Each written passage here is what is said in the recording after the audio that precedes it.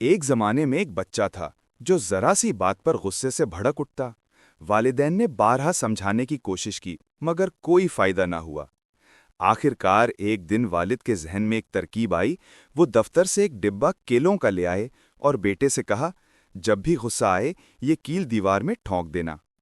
پہلے ہی دن دیوار کیلوں سے بھر گئی۔ ہر جھگڑا، ہر تلخ لمحہ ایک نئے کیل کی صورت دیوار پر نقش ہو جاتا۔ کچھ دنوں بعد جب ڈبہ خالی ہوا تو دوسرا ڈبہ لے آیا گیا۔ آہستہ آہستہ بچے کو احساس ہونے لگا کہ غصہ تو لمحوں میں نکل آتا ہے مگر کیل ٹھونکنا محنت طلب اور تھکا دینے والا ہے۔ اس نے سوچا غصہ قابو کر لینا زیادہ آسان ہے۔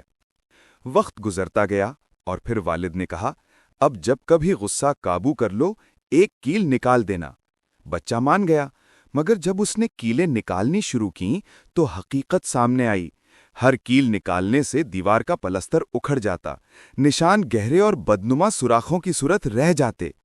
آخر کار جب تمام کیلیں نکل گئیں تو دیوار زخمی اور بگڑی ہوئی نظر آنے لگی۔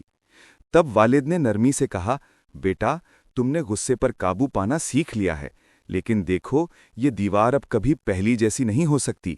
ایسے ہی غصے کے الفاظ دلوں پر ایسے زخم چھوڑ جاتے ہیں جو معافی کے باوجود بھی ہمیشہ باقی رہتے ہیں۔